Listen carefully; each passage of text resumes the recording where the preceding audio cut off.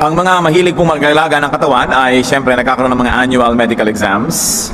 Mahilig tayo ng mga physical test, blood test, stress test, x-ray ng mga chest natin at iba't ibang bahagi ng katawan. Siyempre inaalagaan. Pero hindi lang tayo katawan. The Bible speaks of a multifaceted personhood that makes up a total individual. 1 Thessalonians 5:23, may your whole spirit, soul, and body be kept blameless. Pinapakita dito yung iba't ibang antas ng ating pagkatao, na merong espiritu na galing sa Diyos, merong katawan na galing sa lupa, at merong personalidad, emosyon, attitude, all of that comprises the soul. When a person dies, the spirit goes back to God, the body returns to the ground, and the soul ceases to be. Pero kailangan natin sa buhay na ito ng soul test. Kung may physical exam, kailangan natin ng soul exam din. And so ang atin pong pag-aaral ngayon, para tuloy-tuloy tayong lumago at ating matamasa ang mga pagpapala ng Diyos at tayo maging pagpapala sa iba, a great and helpful soul test. Isang mahalaga, kailangan natin na pagsisiyasat sa sarili at nang malaman natin ang kalagayan ng ating kaluluwa o ng ating pagkatao, ng ating personalidad. Diyos namin sa langit, salamat sapagkat kayo Diyos na maunawain, mapagpatawad, maibigin. Patawarin niyo po kami sa mga kasalanan namin. Di lumilipas ang panahon na kami hindi nagkukulang at kayo naman Panginoon ay lagi nagpupuno. Forgive us our sins, cleanse us Father, make us worthy to come into your presence. Not because we are worthy on our own, but because you forgive us, you restore us, you cleanse us. Enable us to see your face, to hold your hand, to hear your voice. At nawa, hindi lang kami magkaroon Lord ng knowledge, kundi magkaroon kami talaga ng spiritual experience. That we may not only increase in our accumulation of facts, but may we actually digest your word. In a spiritual way, it becomes our food so that it bears fruit in our lives. Patawarin mo kami, linisin, hugasan, at ngayon, paging tapatin na lumapit sa inyo, punan niyo po mga kakulangan namin, buksan na aming mata at tainga, at gawin yung taniman ng inyong mapagpalang salita ang aming puso. Nawa, Panginoon, payapain niyo aming loob, palakasin aming katawan, patalinuhin kami para lalo namin kayo maintindihan, and may you also protect us from all evil men and evil spirits, from all malicious works of darkness. Protect us, enable us to see you. In the name of Jesus our Lord, we pray. Sabi ng Psalm 139 verses 23 to 24, search me, O God, and know my heart. Test me and know my anxious thoughts. See if there's any offensive way in me, and lead me in the way everlasting. Ito ang pagbubulay-bulayan natin at babalik-balikan na verses sa ating pag-aaral ngayon. Kung may heart test, merong mga angiogram, merong mga kung ano-anong ECG procedures, meron ding test ang Panginoon at hindi lang yung physical heart ang pinag-uusapan, kundi yung ating spiritual heart. At ang unang hinihingi ng Psalm 139, search me, O God. Sa pambungad pa lang na salita na ito, ang umaawit ay handa na magpasuri. Handa siya na bulat-latin ang kanyang buong puso para malaman kung anong tama at ano ang mali. At ito ang unang attitude ng isang taong aasenso at gaganda pa ang paglagong espiritual. Search me, siyasatin mo ako, O Diyos. Dito pa lang makikita natin that God is the examiner. Sa search me, O God. Hindi sinabing search me, O Doctor, search me, O Captain, my Captain. Sabi, search me, O God. Because God is the examiner, the examination will therefore use God's tools. At ano ba ang mga kasangkapan gamit ng Diyos para sukatin, siyasatin ang isang tao? First of all, the Spirit of God. Ito ang number one na kasangkapan gamit upang siyasatin ang kalooban ng tao. 1 Corinthians 2:10, the Spirit searches all things. Therefore, a person who lives by the will of God is very sensitive to the leading, prodding, teaching, and rebuke of the Holy Spirit. Yan ang unang-unang ahensya or agent na ginagamit ng Panginoon para malaman natin kung tama tayo o mali, malusog ba o hindi. The Spirit. The Spirit that is in us testifies within us and to us about the situation of our soul. Kaya kung tayo may mga ginagawang mali, nalulungkot naman tayo. At kung hindi natin lubusan na binabaliwala ang ating konsyensya, nakakausap niyan tayo. The Spirit speaks to us. Hindi mo kailangan na i-test ka ng iba, hindi mo kailangan ng mga sophisticated instrument. Tingnan mo lang ang kalooban mo, alam mo na. Another instrument of the Lord in setting the standards of health, spiritual health, is the Word, the written Word of God, the Bible. Alam natin dyan kung saan ka dapat dumaan, alin ang pwede, alin ang hindi pwede, alin ang tama, alin ang mali. Bagamat, kailangan reviewin yung interpretation. While the Word of God does not change, and it is always true, it is the scholarship of theologians, the scholarship of those who read and interpret the Bible that must always be checked. Laging tama ang salita ng Diyos, pero hindi laging tama ang interpretasyon at application ng mga tao. That's why sometimes the Word of God becomes oppressive because of poor scholarship, because of poor and faulty reading and application.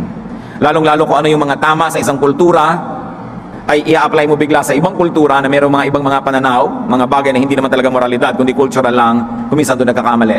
At doon na-oppress sa mga tao because of faulty translation and faulty interpretation. But the Word is God's tool. Una, may Espiritu ka na ng Diyos na nagbibigay ng test sa loob, tapos meron pa na nagbibigay ng test sa isip. Kung alam mo ang salita ng Diyos, alam mo kung ikaw'y lumilihis o sumusunod. 2 Timothy 3:16, all Scripture is God-breathed and is useful for teaching, rebuking, correcting, and training in righteousness. Pagka alam mo yung salita ng Diyos, kumpleto ka ng standard, kumpleto ka ng panukat para lagi mong nalalaman kung labis ka ba, kulang, o tama lang. And of course, we're also talking about the written law, which is enshrined in the laws of God. May isa pa pong tool ang Diyos, natural law. Because God is the author of natural law, we must also listen to natural law. Hanggat maaari, pinapakinggan natin kung ano yung likas, ano ang hiyang sa isang tao, ano ang likas, ano ang hiyang sa isang bayan, sa isang kultura, sa isang komunidad, sapagkat napakalaki ng chance na yung likas at hiyang, yun ang tama para sa kanila. Because we were designed by an intelligent God. Kaya merong mga hiyang at may mga tama para sa iyo na hindi hiyang at hindi tama sa iba. Halimbawa, sinasabi ng ibang pag-aaral ngayon na ang pagkain, hindi mo sinasabing tama sa iyo ang lahat. Kung tama ang gulay sa lahat, tama sa lahat. Kung tama ang karne sa iba, tama sa lahat. Because now there are studies that say that the best food suited to you is also suited to your blood type. So yung mga type O, sabi dyan, mabuti sa iyo ang mga karne. Yung type A, ganito ang mabuting pagkain sa iyo. Type AB, ganito. Hindi combo pagkain, good for all. Kasi iba-iba ang naturalesa ng bawat katawan.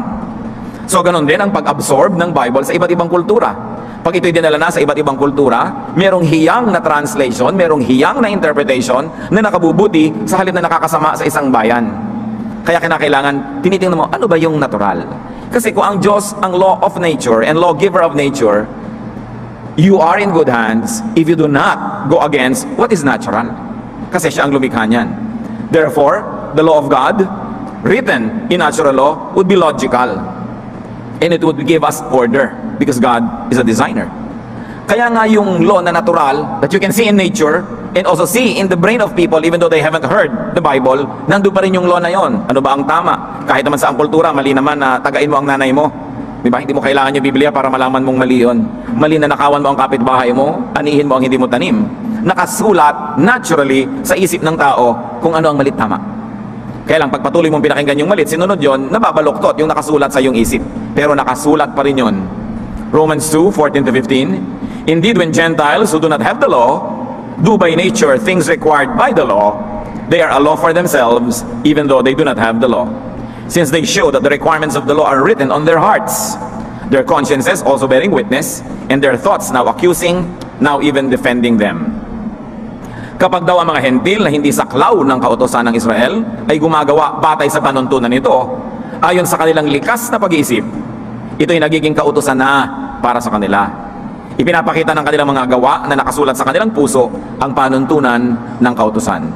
Pinapatunayan din ito ng kanilang budhi, sapagkat kung minsan sila ay sinusumbatan nito at kung minsan naman sila ipinagtatanggol nito sa kanilang isipan. So ang sinasabi ng sumulat ng Roma, kahit wala yung mga non-Israelites ng ating law, nakasulat pa rin yan sa kanilang puso. So titingnan mo lang kung anong sinasabi ng puso mo, masusukat mo na, tama ka ba o mali. Mas nagiging malinaw lang and more finely tuned if you now have verses and you have these chapters and you have these books of the Bible that tell you plainly what is good and what is not good. Another tool of God that we should never forget in assessing ourselves is social, legal, and formal law. Ito na yung mga batas na ginagawa ng tao. Pero ang batas naman na ginagawa ng tao ay nakabatay una sa batas na isinulat ng Diyos o kung hindi man sa batas na nakaukit sa puso ng tao kahit nabasa niya ang Biblia o hindi. Kaya halos lahat naman ng mga batas ng bansa pare-pareho eh. Huwag kang magnakaw, huwag kang pumatay, pare-pareho yan. 1 Peter 2:13-14, submit yourselves for the Lord's sake to every authority instituted among men, whether to the king as the supreme authority or to governors who are sent by him to punish those who do wrong and to commend those who do right.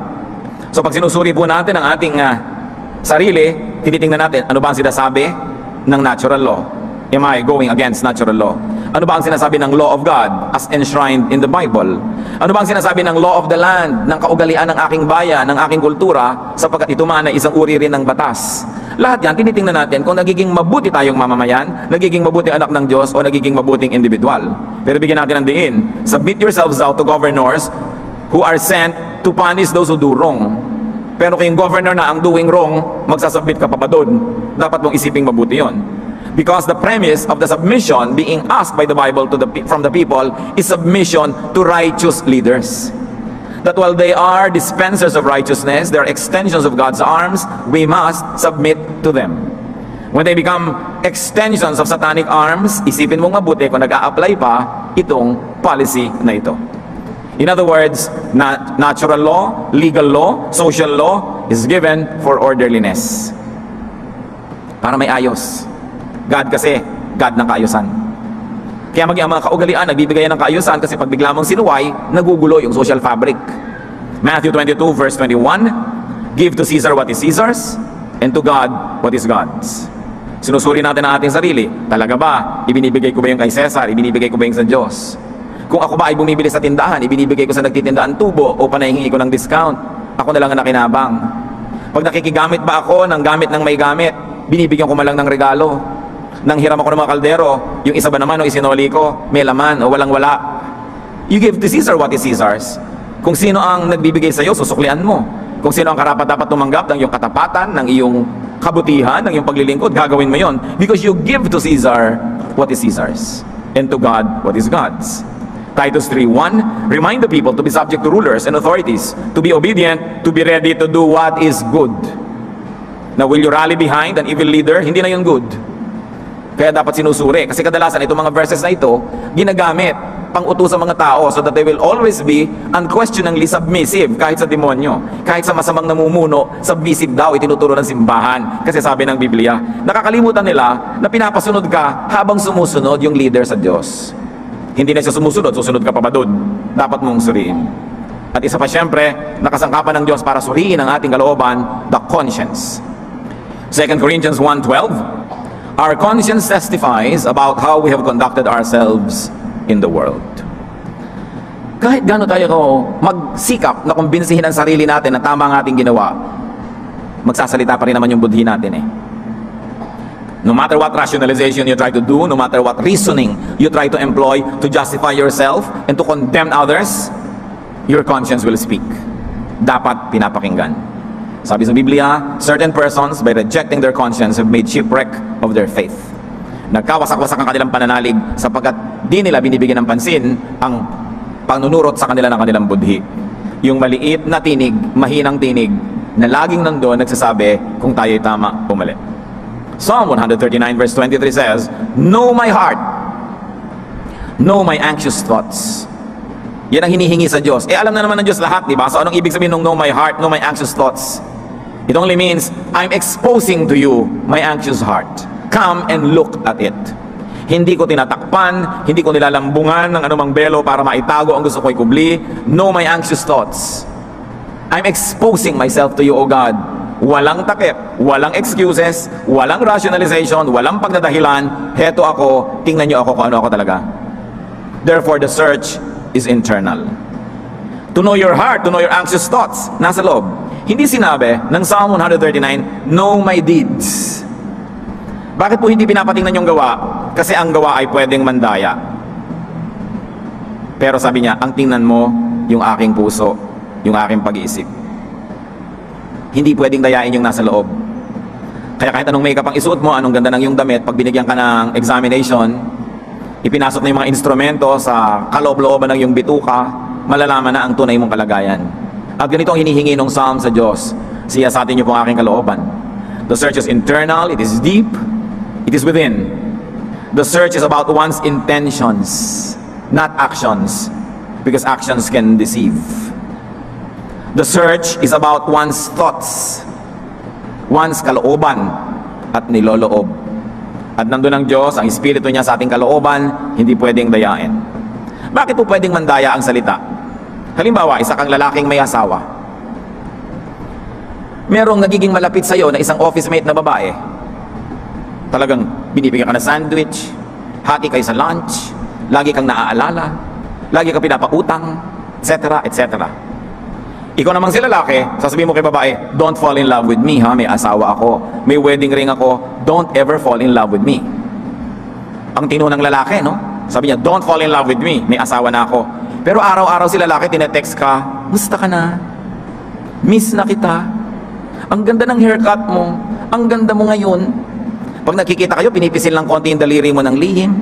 Pag walang nakatingin, hahalikan ka ng konti sa pisngi. Sabi niya, friendly kiss. Alam na niya na mayroon kang pagtingin sa kanya, tapos ginagani-ganito kanya, minimiss you, hinahalik-halikan. Pero sabi ng salita niya, don't fall in love with me. Para nga naman kung sakaling magkagipitan, magkahirapan, pwede kanyang sabihin, I told you so. Nakita niyo yung trick? Yung salita, lilinawin. Pero yung action, lalabuan. Ikaw naman, syempre, lalo tumiibig ka, gusto mo talagang lumabo, di ba? Dahil doon sa malina, wala kang pag-asa, sa labuan na lang. Pero pagdating ng araw, walang sisihan. Sabi niya, sinabi ko sa'yo noon, may asawa ko, hindi ako pwede. Pero ano yung action? Kaya mga kapatid, ang ipinapasuri, thoughts, not actions, not deeds. Deeds can deceive you. Words can deceive, but not the thoughts. Kaya yung tunay na aasenso ang espiritualidad. Yung tunay na magpapalinis ng kalooban, ang ipapasiyasat sa Diyos, Lord, yung pong thoughts ko. Oo nga, mabait ka sa isang tao, ano pala yung intention mo? Masama pala yung intention mo. Eto ka, bata, binibigyan ka ng candy, yung pala pampatulog yun para ma-rape ka. Pero tuntua ka, binibigyan ka ng candy, ano yung intention? The person should allow God's instruments to probe, to see, and to hear what happens beneath the surface. Tayo man mga kapatid, lahat ng ginagawa natin, ipasiyasat natin lagi sa Diyos yung loob. Ano yung niloloob ng mga gawain natin? Kung sa medicine nga, may endoscope, ipapasok sa lalamunan mo, ipapasok sa katawan mo yung instrumento, may camera, may ilaw yon. Meron pa ngayon na capsule endoscope. Lululunin mo, akala mo capsule, pero camera, may dala na rin siyang light. Maifi-film niya yung lahat ng nangyayari sa iyong esophagus, hanggang sa iyong stomach, hanggang sa iyong large intestines, hanggang sa iyong small intestines, at na-i-film. Paglabas nun uli, siyempre aabangan na lumabas yun, i-replay, alam na nila nangyari sa loob mo. Sabi natin, wow, advance. Pero kailan lang nagkaroon yung capsule endoscope? Ngayon lang, kamakailan. Pero libong taon na, nun pa man, walang ganyang kailangan ng Diyos. Alam niya ang ating niloloob. Akala natin, advance na tayo. Ang liit-liit pa nga ng paglapit natin sa karunungan ng Diyos. Kaya sabi, Lord, yung karunungan nyo ang gamitin nyo para ako sukatin. Kasi ang sariling karunungan ko, mandaraya. Ang karunungan ng tao, maaring kulang. Pero yung sa inyo, yun ang totoo. Imagine what kind of instruments God has. So we will always allow, and we should always allow God to examine us. Psalm 139, verse 24, ano yung sabi dito? See if there is any offensive way in me. I think this is one of the most important statements of man. Nagtatanong, nagsasabi sa Diyos, siyasatin niyo po kung ano sa aking paraan ng pamumuhay, pagsasalita, pag-iisip, pagkilos, paggawa, ang offensive. Nakakagalit, nakakainis sa iba. Offensive means violating or tending to violate, or it can mean causing anger or annoyance. Remember, an offensive way doesn't have to be a wrong way. Even a right way, a right intention can be offensive if it causes anger or annoyance. Kanino offensive? First of all, Lord, test me if there's any offensive way in me that offends you. So, first of all, is it offensive to God? Naiinis ba ang Diyos? Nagagalit ba siya? Proverbs 15:26, the Lord detests the thoughts of the wicked, but those of the pure heart are pleasing to Him. Isipin nyo ang hirap na ginagawa at binibigay natin sa Diyos. Di ba pag nakakita ka na nakasimangot, nainis ka? Or at least, nahihirapan ang loob mo, hindi ka man mainis. You are put at dis-ease. Pag nakakakita ka ng magaspang na ugali, rudeness, you're annoyed or you are angered. Pero at least, kahit galit sa'yo yung tao, pag ngumiti, tahimik ka na kasi hindi mo alam na galit sa'yo. Pero alam pa rin ng Diyos yun eh. If people put up a nice front, a smile, you're already put at ease. Pero ang Diyos, kahit anong smile ang ilagay mo sa mukha, maganda at polite na language, alam pa rin niya yung nasa puso. So do we minister to God? Or do we annoy God with our evil thoughts? Kita niya eh. May maruming toilet, iniisara mo yung takip, hindi mo na nakita. Mabaho, takpan mo yung ilong mo o lumayo ka, hindi mo na amoy. Pero ang Diyos is everywhere, di naamoy niya yun? God sees everything, di nakikita niya kahit may takip kasi kita niya nasa loob ng takip. We're talking about the heart. Kahit anong takip ang gawin mo, anong ganda sa labas, pag bulok yung nasa loob, bulok yung thoughts, we are annoying God. and we are causing anger because we are offensive to Him. 1 Chronicles 28:9, for the Lord searches every heart and understands every motive behind the thoughts. Kung maganda na ang ating mga action, ang next naman na project, tiyakin na maganda talaga yung thought behind it. Charitable ka, mapagkawang gawa, ano naman yung thought behind it? Baka naman politiko ka lang na nagpapapogi points. You still annoy God. Pautang ka ng pautang sa mga kamag-anak mo para pala ma-embargo mo lahat yung mamanahin nila dahil napautangan mo na, so nakaka-annoy ka rin. Ang bait-bait mo sa isang dalaga, yung pala pinapaamo mo lang para maging biktima mo siya. Di annoying pa rin yun because the Lord searches every heart. Kung minsan nalilibang tayo mga tao, kontento na tayo na maganda yung labas, hindi na natin tinatrabaho na pagandahin pati loob. Sapat na yung appearances, sapat na yung nakikita ng tao, hindi naman tao yung magsa-search, kundi Diyos. Psalm 94:11, the Lord knows the thoughts of man. Alam niya ang iniisip. So see if there's any offensive way in me, offensive to God, and of course, offensive to men. And in very practical terms, mas nais nating bigyan ng pansin yan. Are we offensive to people? Because when we offend people, we also offend God. Matthew 25:40, I tell you the truth, whatever you did for the one of the least of these brothers of mine, you did it for me. And the reverse is, whatever you did not do for the least of these brothers of mine, you did not do it for me, sabi ni Jesus. So when we offend people, we actually offend God as well. Which is the heart of the matter, as we discuss now. How do we test for offensive ways in us? Sabi kasi ng verse, see if there is any offensive way in me. So we should test for offenses we inflict on people. And this is the heart of the matter, brothers and sisters. Do we offend people? Because if we do, then there are offensive ways in us. And whenever we offend people, we also offend God. May annual test. Anong score ng ating red blood cells? Anong score ng ating chemical components sa blood? Etc. etc. Kung soul test tayo, ang tanong, how many people have we offended this year? Hindi pa tapos ang taon, pero nakakailan na kayo nang na-offend this year? How many people have we offended last year? Are we keeping scores? O ang binibilang lang natin yung mga blood sugar, cholesterol? Pag namatay naman yung katawan natin, wala na yun eh. Pero yung harm na ginagawa sa soul natin, nakaka-offend tayo. And one more thing, brothers and sisters, because offensive people are rarely aware that they're offensive. Iniisip nila, masama ang mundo, ako yung tama, kaya sila na-offend sa akin, kasi wrong sila. Hindi pinag-uusapan ng morality sa offense. Ang tinatanong lang, do you cause anger and annoyance in people? Tanong, are there patterns by which we offend them? Kasi sabi, see if there's any offensive way in me. How do we know that, brothers and sisters? Just consider what people complain about you. Pag inilista nyo ang mga inireklamo ng mga tao tungkol sa inyo, reklamo ni X, reklamo ni Y, reklamo ni Z, reklamo ni M, reklamo ni L, eto, makikita nyo na merong kuminsan pabalik-balik na elemento na inireklamo ng mga tao tungkol sa atin. Either masakit tayo magsalita, masungit tayo, magaspang ang ating ugali, umadamot tayo, selfish, we always get and forget, and we like people to always give and forgive. We always like to receive. Receive tayo ng receive and we don't give anything in return. People can be complaining about that. Think. Yan ba ang reklamo ng magulang nyo sa inyo? Reklamo ng kapatid? Reklamo ng asawa? Reklamo ng anak? Ng pinsan? Baka totoong selfish kayo. Ayaw nyo pa maniwala. Reklamo na nga ng buong barangay yan. Kailangan nating tinitingnan. Very often, we dismiss people who quarrel with us, who dislike us, and who leave us as mistaken, as wrong, as evil. Therefore, we are unable to test our souls. Mag-review tayo mga kapatid, lahat ng na-offend sa akin, nagalit sa akin, nagtampo sa akin, ano ang ikinakagalit, anong itinipinagtatampo, hindi ko pwedeng sabihin na mali sila, lalo't lampas na sila ng 2 o 3. Kung isa, kaisa-isa sa buong buhay niya yung nagtampo, sinasabi ganun ka, baka mali siya. Pero kung 2 na yan, mag-isip ka na kapatid, 3, 4, 5, nako. Kailangan manahimik at isipin mo. Alam nga namang nag-usap-usap sila na pareho sila na irereklamo tungkol sa'yo, kadalasan na hindi sila magkakakilala eh. Baka totoo na. If there is a pattern by which people are being offended by us, we should begin a thorough personal soul test. Yung iba mga ngatwiran, kasi mga mabababa ang rango nila sa office, natural magagalit sila sa akin kasi mahigpit ako. Yan ang isang pagbubulag-bulagan. Kasi kahit mahigpit ka at hindi ka nakakainis, hindi naman mainis sa yung mga tao eh. Alam naman nila may trabaho, may kailangang i-employ na gagawin. Okay, chinecheck mo yung mga late, pero paano ka nag-check?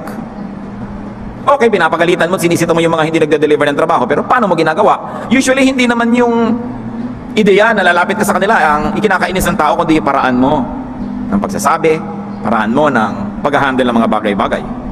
An offensive way in us turns people off. And they turn people away.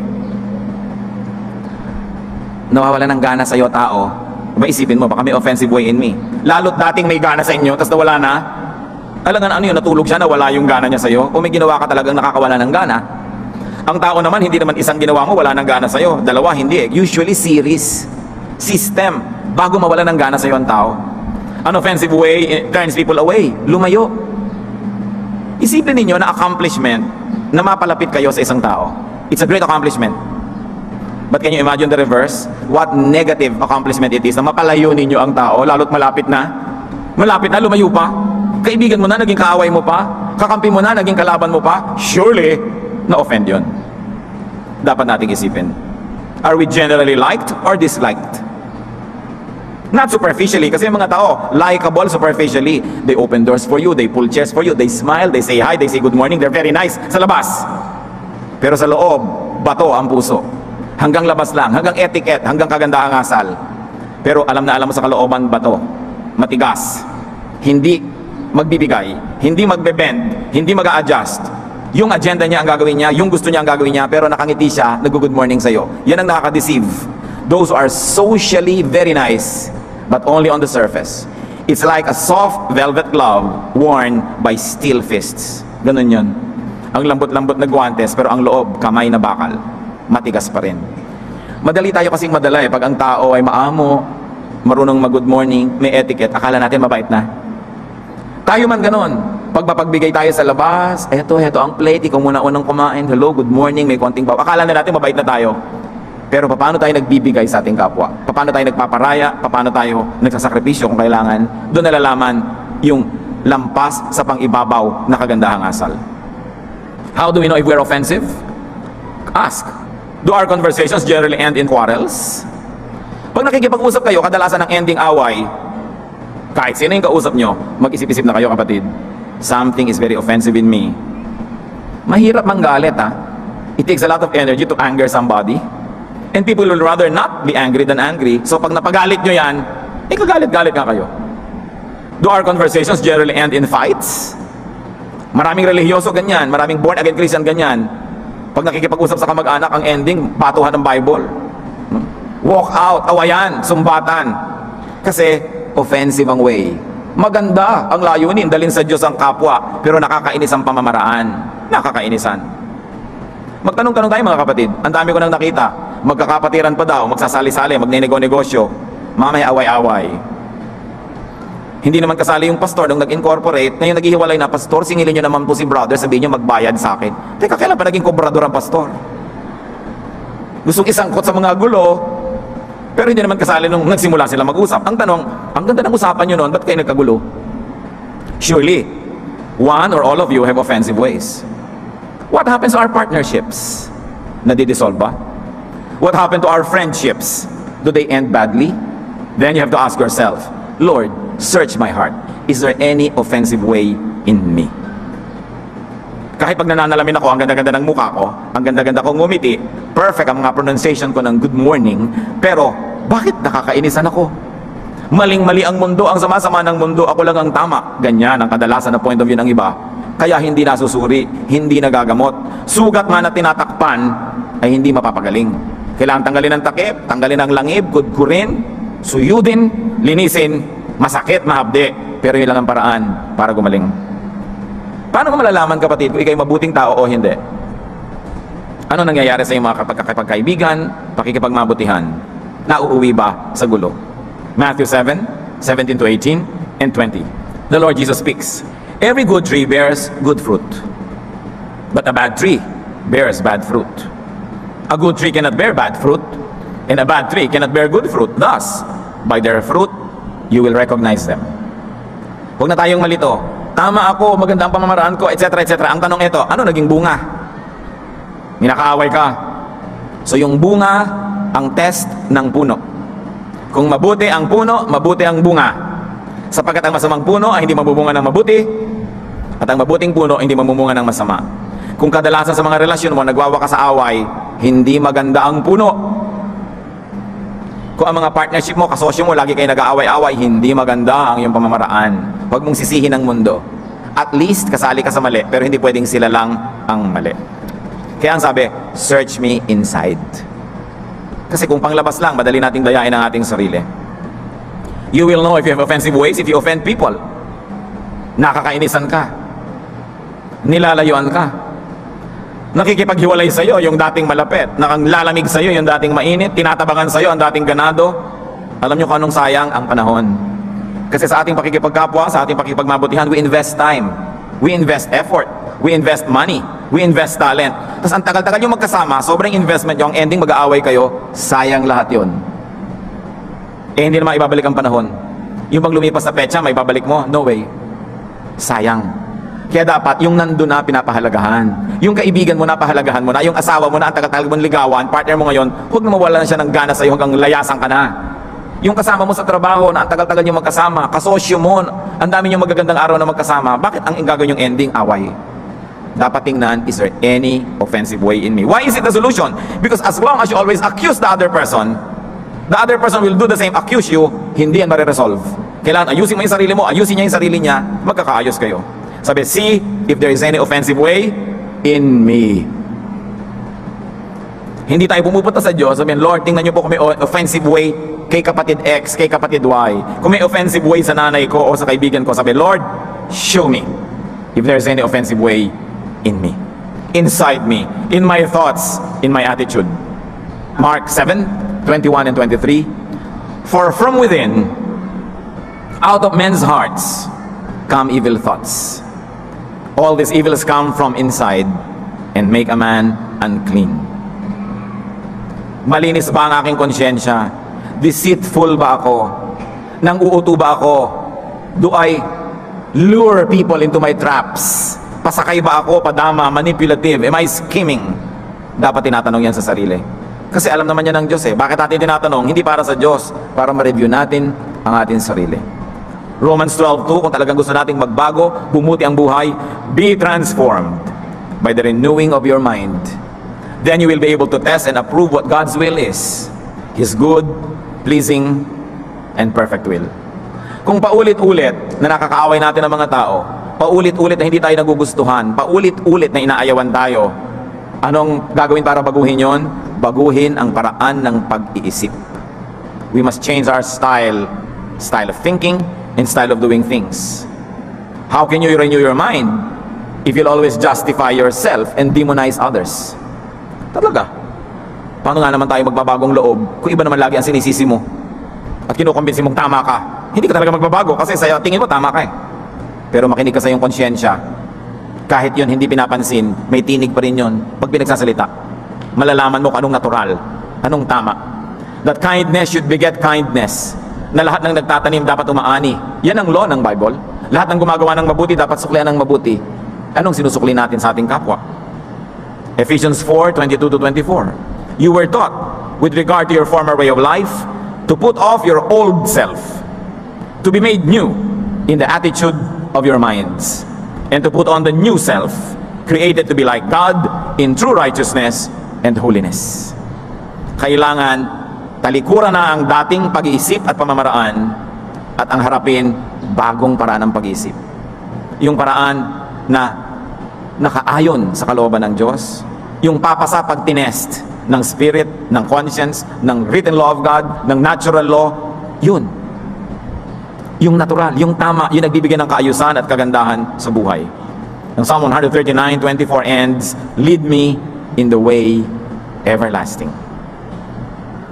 So it is God who leads. It is God's way that prevails. Luke 22:42, maging si Jesus may ibang gustong gawin pero sumuko rin sa Ama sa langit, yet not my will, but yours be done. So sabihin natin, ganito talaga ako, ganitong ugali ko eh. Yan nga ang dahilan kaya napapaaway ka lagi eh. Yan nga ang dahilan kaya iniwan ka na ng asawa mo, nakakaapat na nang iwan sa'yo eh. Yan nga ang dahilan kaya nakagalit mo na lahat ng tao. Yung magpipilitan mo pang, ganito lang talaga ako. Sabihin mo kay Lord, not my will, but yours be done. Not my style, but yours be done. That which is good, pleasing, peaceful and peaceable, that which is decent and kind, yun ang style ng Panginoon.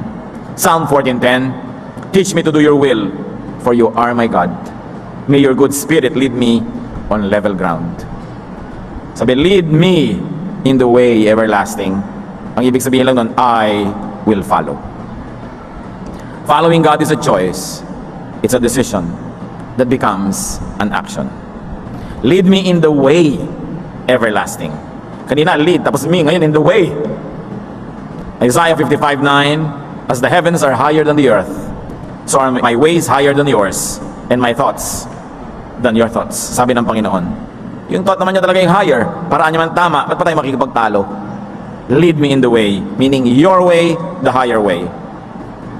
Noong tinatanong ni Jesus sa kanyang mga alagad kung iiwan siya ng mga alagad na ito, sa John 6:68, sabi ni Simon Peter, Lord, to whom shall we go? You have the words of eternal life. And even now we can quote that. Lord, to whom shall we go? You have the words of eternal life. To whose thoughts shall we subscribe but to yours? To whose ways shall we submit ourselves but to your way? It's the Jesus way, it's the Jesus style. The question that I like to leave to everyone is we always ask God, is there any offensive way in me? Magtatanong tayo sa Diyos, nakakagalit po ba ako? Nakakainis ba ako? May pamamaraan ba ako na nagpapalayo sa tao, nagpapalamig sa kanilang pag-ibig sa akin? And don't rationalize, don't excuse yourself, don't demonize others, but we must all take a look into our hearts. Unless the others are simply Pharisaic, then marahil tayo ang may kasalanan. Kung talaga namang sobra lang silang legalista, sobra lang silang moralista, na wala naman sa lugar, at bihira yon, kadalasan tayo ang may kasalanan. So soul search. Immerse yourself in the acidic water of self-examination and then emerge, ready to become new, to live again, to love and not offend people, especially those who care about you. Dear God, we ask you to examine our hearts. Lalong-lalo kung sa buhay namin, may isa, dalawa, tatlo na mahalagang tao na nawala ng gana, lumayo sa amin. Ipakita nyo nga po, Lord, kung ano yung aming pananagutan. That today when we hear your words, we don't harden our hearts. Hindi namin ipagpilitan. Huwag naming tanggihan ang tinik na nagtutuwid sa aming mga kalikuan. Kundi kami magkaroon ng malambot na puso, bukas na mata at isip, tanggapin ang pagtutuwid ninyo. Lord, we ask you to speak to each one of us. Ma-examine namin ang aming sarili. Sayang ang mga pagmamahal na mawawala. Sayang mga pagkakaibigan, ang pagiging mag-asawa, pagiging magkamag-anak, kung magkakalayo-layo ang tao because of our offensive ways. At kahit magsimula uli kami ng mga bagong mga relasyon, masisira lang uli kung hindi kami magbabago ng pamamaraan. Magbulay-bulay tayo mga kapatid.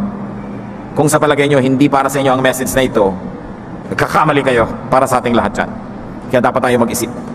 At lalong-lalo naman kung alam nyo para sa inyo yan, para sa akin, para sa ating lahat, pag-isipan. Hindi sapat naman alamin at makitang may dumi sa mukha at pagkatapos ng tumalikod nang wala namang ginawa para ito linisin.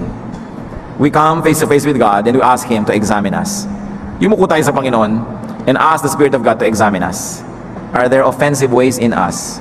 Sa paraan ng ating pagsasalita, pagkilos, pakikitungo? Tayo ba ay selfish, maramot, one-way makipagrelasyon?